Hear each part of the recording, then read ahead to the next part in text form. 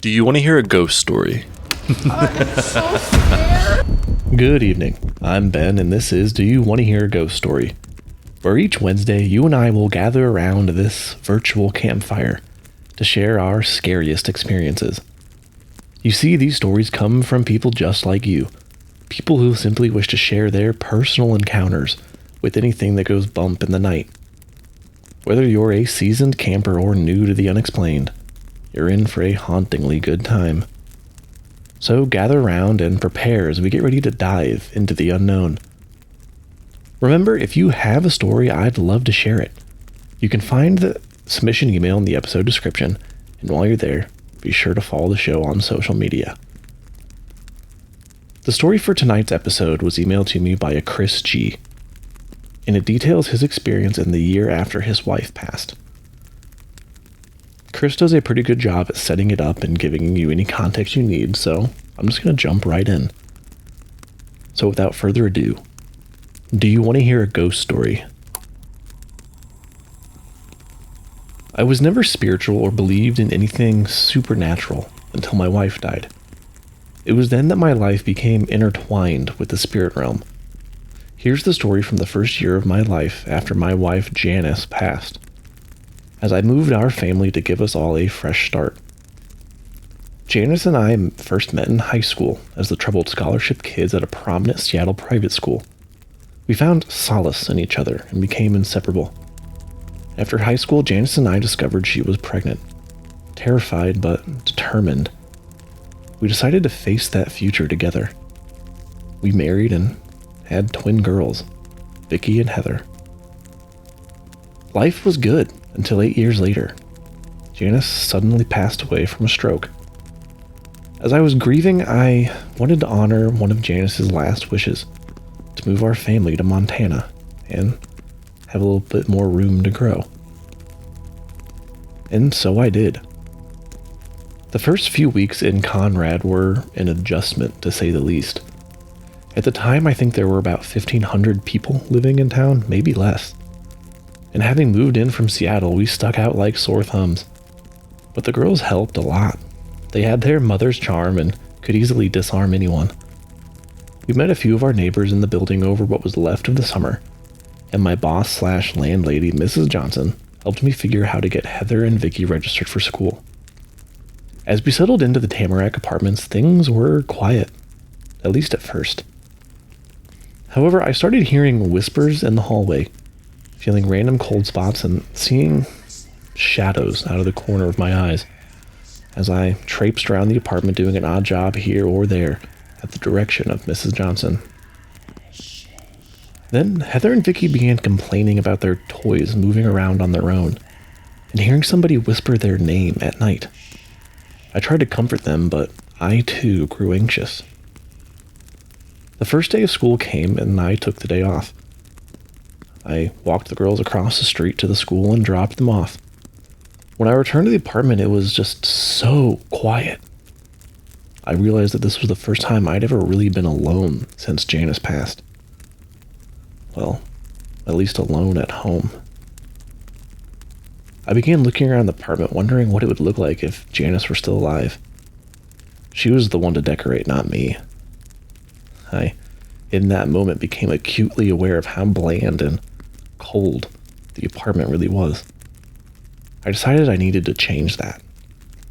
I went to my boss and asked her if I could look around some of the things that previous tenants had left, to see if there was anything that I could maybe put up to make my apartment a little bit more homey. She kept all that stuff in a small closet in the basement near the laundry room. I'd become very familiar with the room over the last few weeks because the washing machine in this apartment never wanted to work. And well, it was literally my job now to make sure it did. The stairwell into the basement was not very well lit. A single bulb attached to a string hung from the ceiling at the top of the stairs at the landing on the first floor. There was a light switch at the bottom of the stairs to turn the lights on into the hallway once you got down there. It was on my to-do list to add more lighting and add a second light switch that could operate from the top of the steps. But with getting the girls and myself situated, I hadn't gotten around to it yet. I pulled the string to turn on the light at the top of the steps and began to descend into the basement, when the light had gotten turned off on me. I thought maybe someone walking by just pulled it, turning it off without seeing me. So I returned to the top of the steps and peeked my head into the hallway, only to see that there was no one around. I thought it was kind of odd, but I tried not to think too much of it. I turned the light back on and checked the bulb extensively to make sure it wasn't close to burning out, but it looked just fine to me. So I headed back down to the closet to look for some decorations for my apartment. The store, as my landlady called it, was pretty disappointing. I found a few cliche, home is where the heart is, type signs to put up. I didn't find much to take, but there was enough that I needed to use both of my arms to carry everything up the steps. When I got to the top of the stairs, I bent over to put everything down when, shink, the light turned off behind me. I stood there dumbfounded. This was the second time now. I pulled the light string a couple times to confirm the sound. Shink, shink, turning the light on and off. As I just looked down into the dark abyss that was the basement. Now, I was thoroughly creeped out, but still at this point in my life, I didn't really believe in the paranormal. So I figured that maybe I just needed to fix the lighting in the stairwell sooner. But it was when I bent over to pick up my things when thump, thump, thump, thump, thump, thump, heavy footsteps descended the steps next to me. I jumped, almost screamed, and dropped all of my things, even breaking one of the signs. My boss must have been coming to check on me because I heard some laughter from down the hallway.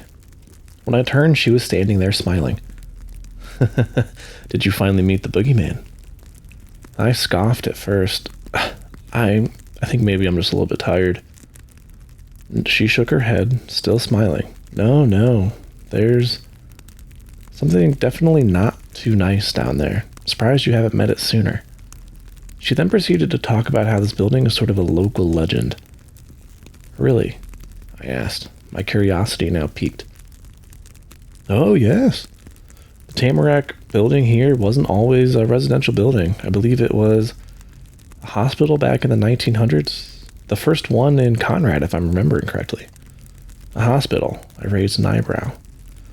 Yeah, it was used to treat tuberculosis patients, I'm pretty sure. Back when it was running rampant and they just didn't really have anywhere else to put them, so they isolated them here. Yeah, they tried... She paused, as if trying to, recall folklore stories she heard as a kid. They tried everything, from fresh air treatments to heliotherapy, but, tuberculosis, really no one survived. And, well, a lot of people think none of them ever left. I felt a chill run down my spine.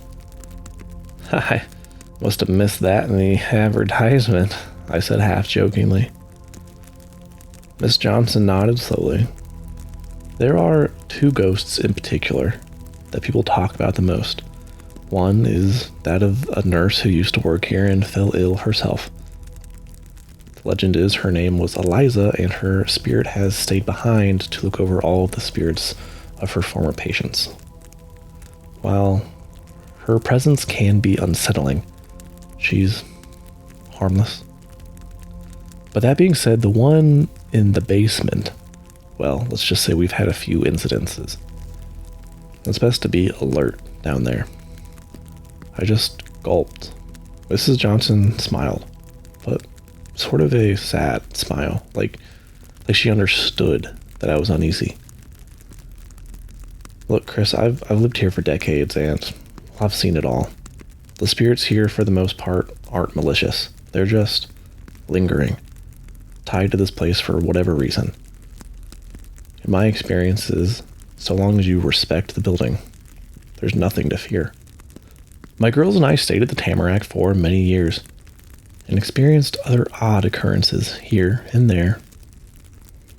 Right before they started high school, I moved them into a proper house. But I kept my job at the Tamarack until retiring a few years ago. While my incident on the stairs was the most overtly paranormal one I ever had, I've become very spiritual since. If you'll have me, I have many more stories to share. Chris. Oof. this is just this is a good old fashioned ghost story in my opinion. Like, this is just, it's eerie. First off, Chris, I am incredibly sorry to hear about your wife. I know we emailed back and forth, so like you're already well aware. Like, you've already heard all this from me. But Chris does want me to share the stroke awareness acronym, so everyone is on board with that. The acronym is FAST. It stands for face, arms, slurred speech, and time. So if you or anybody starts to notice a numbness, tingling, or droopiness in your face, one of your arms on the same side, I believe, goes numb, it's weak, you can't use it, and you begin slurring your speech, it is time to call the ambulance. Don't think about it, call the ambulance. You wanted me to share that with everybody. But the footsteps on the stairs, there's just, for me, there's something about seeing where I think I am hearing the footsteps from and seeing nothing causing those footsteps. Like, if I'm on a floor and I hear footsteps on the floor above me, that doesn't scare me as much. But if I'm standing like at the top of the stairs, bottom of the stairs, in a hallway, and I hear footsteps on those stairs and those hallways, but I don't see anything making that sound, that is just, like, I would nope right the hell out immediately. I would have moved out. I would find a new place to live. No, thank you. I think there's a video that went around social media last year. I don't know if the video was from last year or not. Sometimes those like paranormal videos sort of like circulate and recirculate. But it was someone standing at the top of the steps, and you just started hearing footsteps like running up the steps. And that video is one of the most terrifying videos I've ever seen. If that happened to me, I would not be a happy camper. I'll tell you that much for sure. I'd be pretty upset. But yeah, Chris, thank you for sharing the story, and I would love to hear the rest of your stories. So feel free to send them in. And that is all for today's episode. So thank you for listening to this episode of Do You Want to Hear a Ghost Story? If you enjoyed it, please share it with your family and friends. That's pretty much the best thing you guys can do for me. I recently hit 50 listeners, so that was pretty exciting. 2 episodes in, 50 listeners. Woohoo! But yeah, keep sending me in your stories. Keep sharing with your friends and family. I am really grateful for each and every one of you, considering that in my real life, I only know who 7 of you are. So it's pretty crazy to think that there's 43 people out there who are enjoying this as much as I am enjoying doing it. But yeah, be sure to follow the show on social media. You can find everything in the episode description. And until next time, stay spooky.